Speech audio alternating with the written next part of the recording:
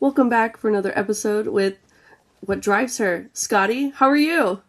I am good, Natalie. How are you? Doing great. I have a question for you, Scotty. Okay. What are your favorite safety features and your not so favorite features in a car? Oh my gosh, that's a tough question. I'm going to say I think my favorite safety feature is probably blind spot mitigation.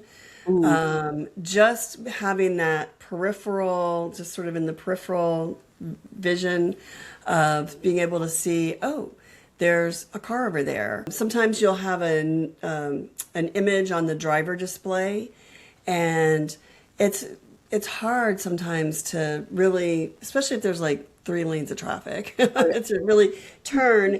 And and we drive fast. I don't want to take my eyes off the road that long to turn yeah. and look behind me. So I really appreciate not only the advances in blind spot mitigation or blind spot detection, but also that it's more and more standard. A lot of car makers are including it standard. And what's the one that annoys me the most? Um, I'm going to say like the overly sensitive emergency braking. And not that it can be annoying, but it's something that it's a bigger learning curve.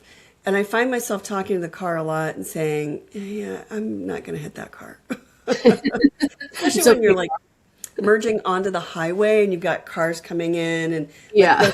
they'll cut in front of you and I see him, he's coming this way and I'm starting to brake. I will hmm feel the car brake. I will Yeah. feel the brake go down. There's like less, there's I guess more tension there, less squishiness there for me hmm as it starts to pre-brake. So I appreciate that it is. I appreciate that it's putting my brake lights on maybe a little bit earlier so the cars behind me will slow down and not Right. hit me. I always worry about that. But I think it's like beep, like it happened the other day and my husband was driving. He's like, what was that? I'm like, pre-emergency braking. Don't worry, it's fine. You're fine. But it's being very, maybe a little more proactive than it needs to be sometimes. Some systems will apply the brakes before they'll do the beep and the flashing Yeah. lights. Um, I'm, I appreciate though that they're not, these new cars are not going to let you hit anything. Either, and most of them forward and back, reverse as well as forward. So what about you? What do you like? Well, I like the blind spot for sure, but for me, it's about like lane keeping assist because sometimes there are no lines on the highway. And in DFW, they're changing them all the time. So I'm like, that's great. What game are we playing today? So having the lane keep is my absolute favorite. What I will say though, and I know a lot of people hate this, and I used to hate the beeping, and anytime someone would drive by, but I actually prefer the beeping because when you go into another car that doesn't have it, you appreciate it, having that extra sense, because we're looking ahead, we're looking at everything possible, listening for everything, and then you have little one in the back, so it's like the more literal bells and whistles to let me know how to keep it safe, I'm totally fine with Yeah, that. I am too. I am too. And I always say, don't turn off the bells and the sounds, the beeps and whatnot. Leave them on because what'll happen is if you think of it like a video game, Yeah. the better you come at understanding what it's measuring and then working within those measures, keeping your eyes on the road and your hands on the wheel and not veering out of your lane, Exactly. recognizing that if it's beeping at you, you shouldn't be reading that billboard or looking at that weird car over there. You should keep it going. Oh, that's a weird car, but I'm keeping my eyes on the road. Yeah. So, they're doing a job, and part of their most of their job is to keep us safe, but a lot of the job is to train us to recognize when we're veering out of our lane. And so I appreciate that.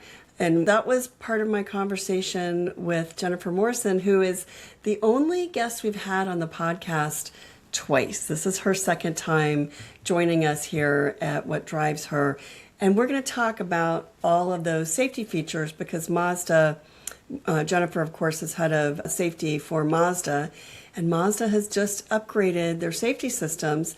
And so we're going to talk about the ins and outs of those safety systems and what you should know as a driver, as a consumer, as a car buyer when it comes to driver assist and safety features.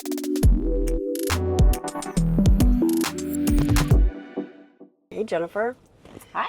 It's good to see you in your brand new, beautiful Mazda CX-5. Congratulations. Yeah, thank you. It's good to finally bring it to the U.S. market. We're very excited. Well, we're excited too because this is one of the top cars that our audience asks us about, that Right.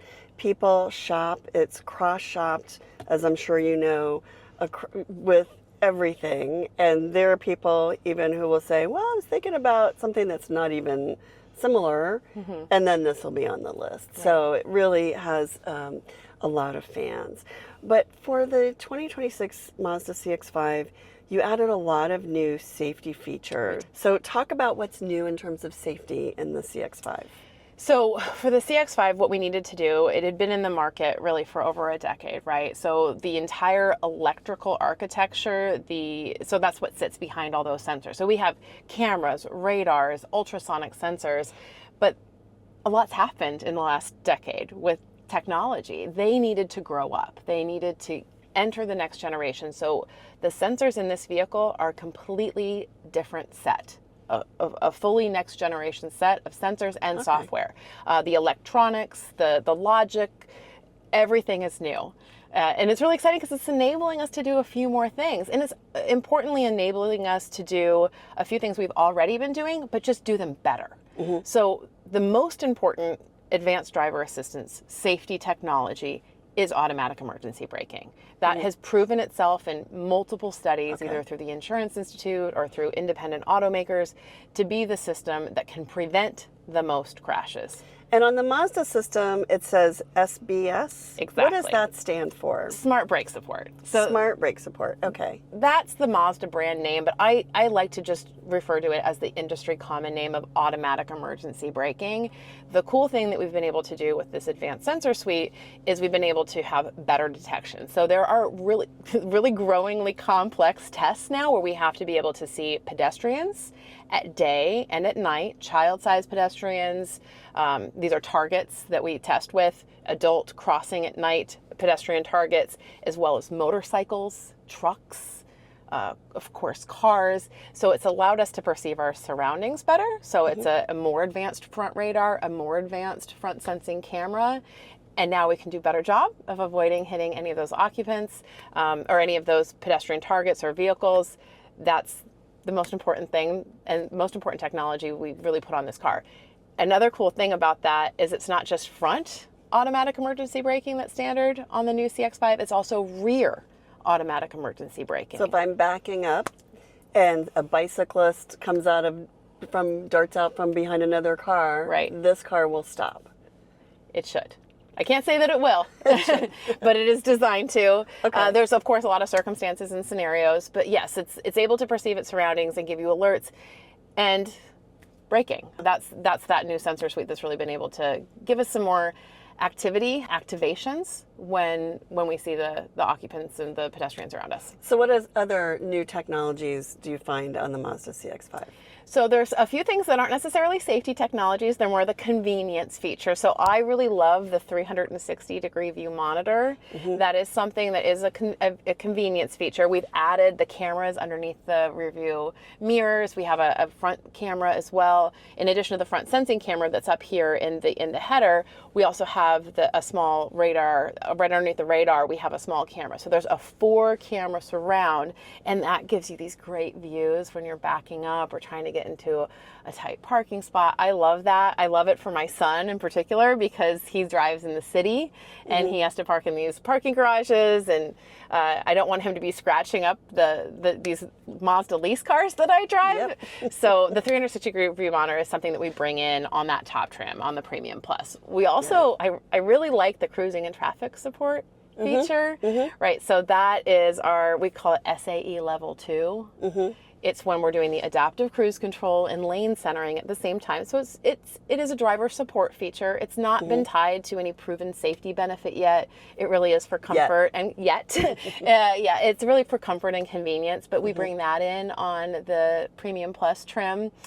I like it because it also helps me know my speed limit, right? So I can set it at the speed limit and it'd be reliably there, so I'm not speeding. That's another great thing that we've put in as standard equipment is traffic sign recognition. Yeah. So it's able to see the traffic signs. You can then set your adaptive cruise control to that speed limit so that you're not speeding, because these cars are so quiet now. They have such great powertrains that it's really easy to speed. So I really love using my cruising and traffic support really for the ability to maintain a set speed, just relax, enjoy the ride. So I can set that. Is it a set it and forget it, or do I have to set it each time?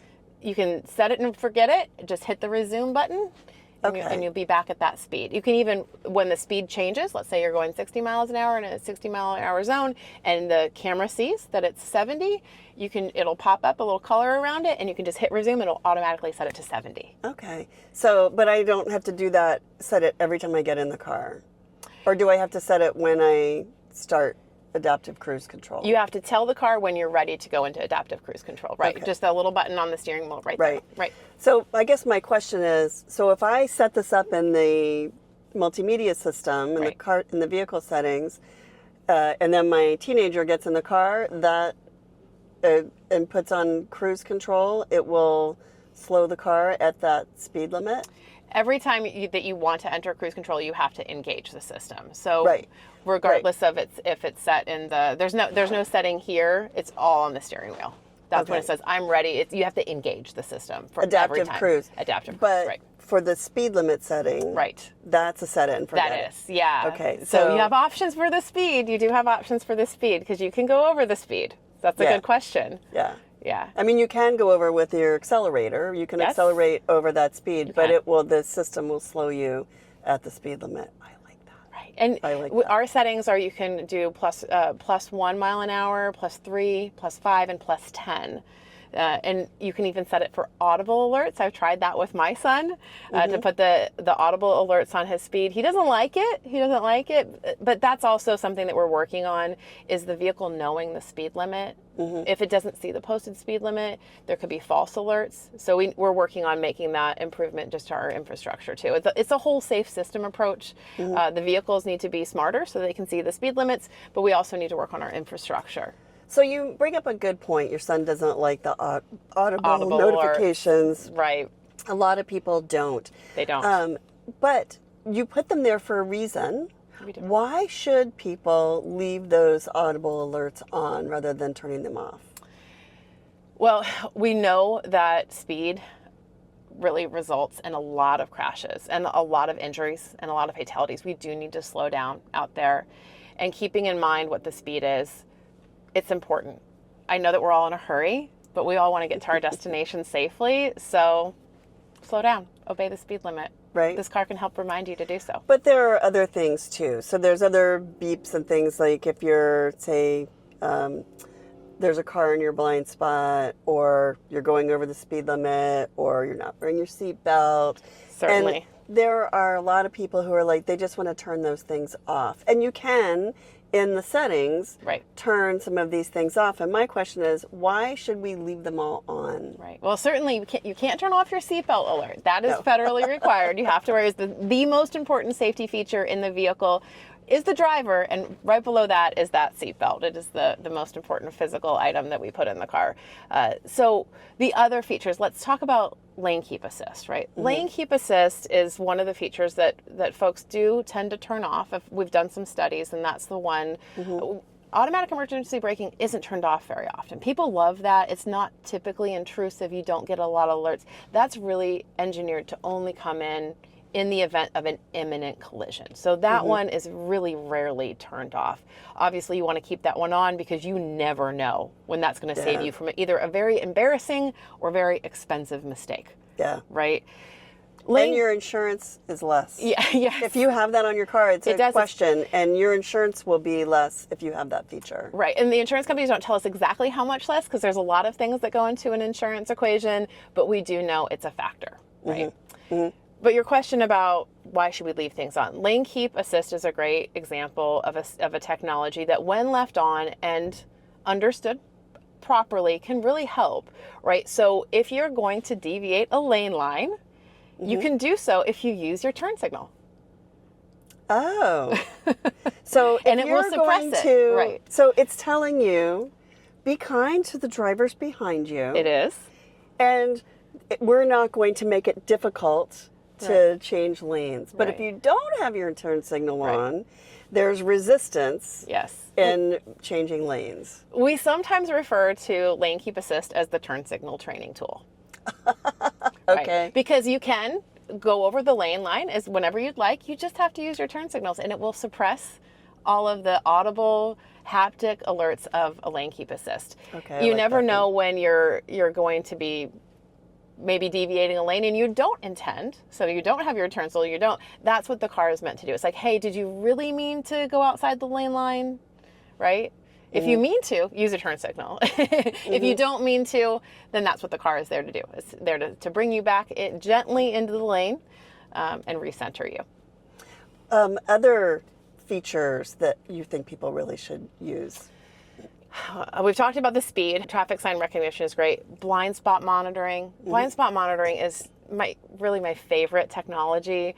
It's not required. There's no federal regulation, right? There's really not a standard for that, but people love it, and it does prevent crashes. And Mazda is so honored and proud that we don't sell vehicles without it.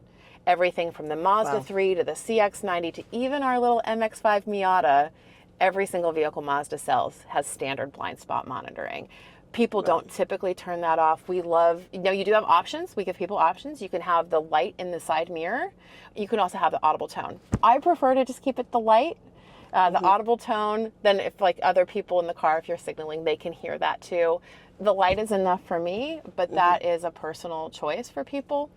So we give them the option, light, sound, up to you. But I love blind spot monitoring. And so you do see the blind spot monitor in the head-up display. You do. Which is a nice feature. Right. Talk about why Mazda has head-up display. You've had it for a long time. Right. You were I think Mazda was the first popular brand to incorporate it across a number of models at a very affordable price.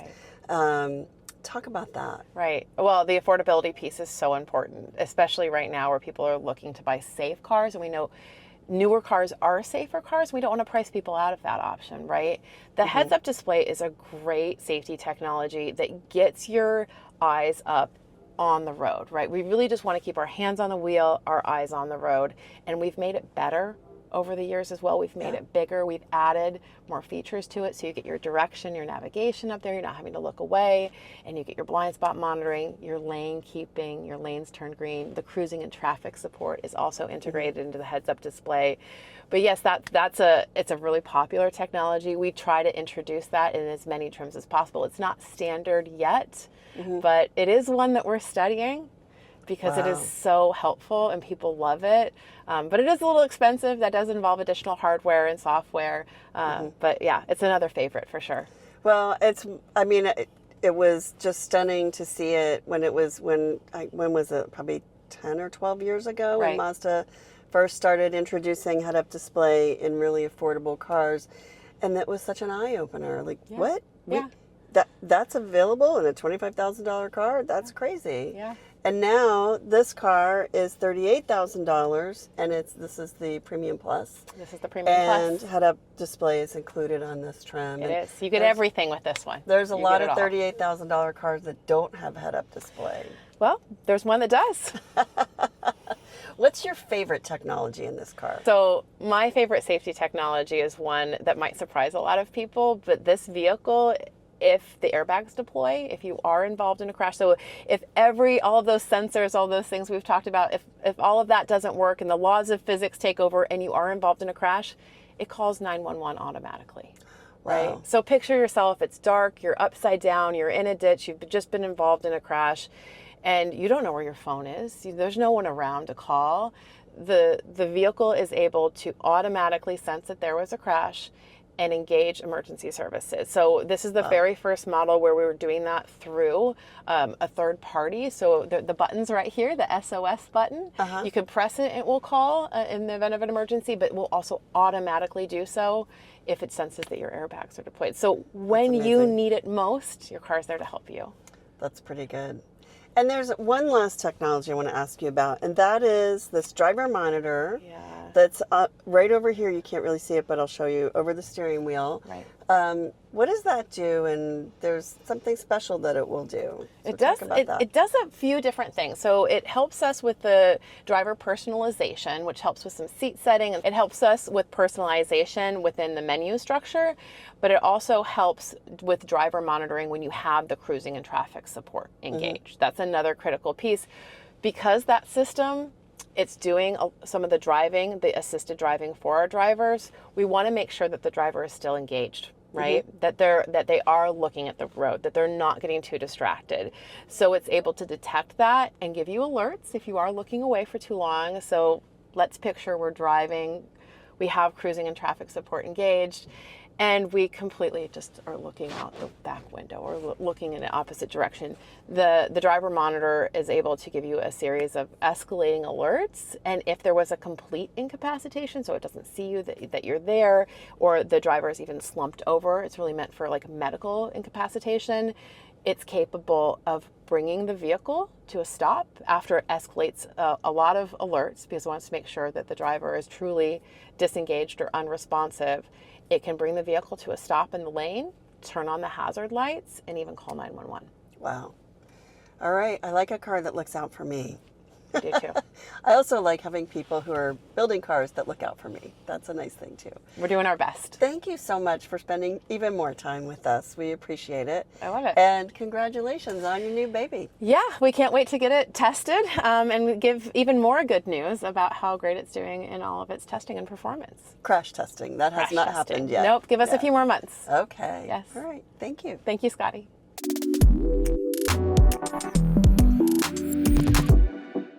You know, having all these features as a standard, for me as a mom, like, it's amazing. And at the price point, like, that's where I would look for, SUV. And there's so much that you get, like, has me reconsidering some options. I think, she had a good point that it used to be that companies would package safety systems and then you could upgrade and get Right. the blind spot monitor or whatever. I appreciate, though, that Mazda, like other car companies or many car companies that have done this as well, but they recognize that safety shouldn't be an option. Yeah. And there are a lot of places where we have given up safety as a point of competition. Like in airlines do not advertise their service based on safety. We assume that every airplane that takes off will land safely and that everybody will be okay. Right? That's a basic operational premise. And now that car companies are going to that basic operational premise of offering at least the more important safety features standard, I really appreciate that too. And I will say it was really cool to talk with Jennifer, because Mazda has always been safety forward as a brand. They were the first to introduce those head-up displays in value-priced cars that keep your eyes on the road, focus on the road while you're driving, and take a lot of the distraction out. The reason they had that iDrive dial was the premise is once you learn to use that, you can change the radio station, set navigation, whatever you need to do, make a phone call without ever taking your eyes off the road.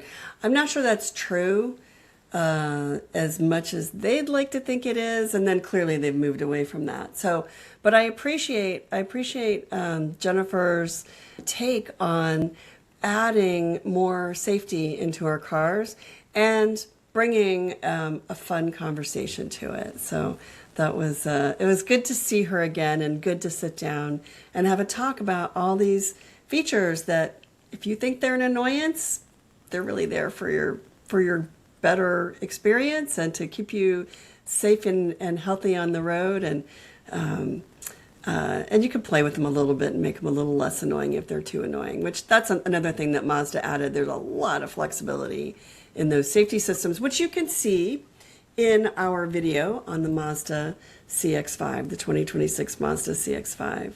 So a big thanks to Jennifer Morrison for joining us for a second second podcast, What Drives Her. I'm Scotty Reese, your host. Thank you, Natalie Marola, my co-host, and also our producer. Our editor is Steph Howard. Our music is by Embado Elements. Be sure to subscribe to What Drives Her, the podcast that features women who are changing the automotive industry from the inside. You can get this podcast wherever you get any of your other podcasts. There is a link to our newsletter below, so all of our news will be available in your inbox every week. Thank you for joining us, everyone.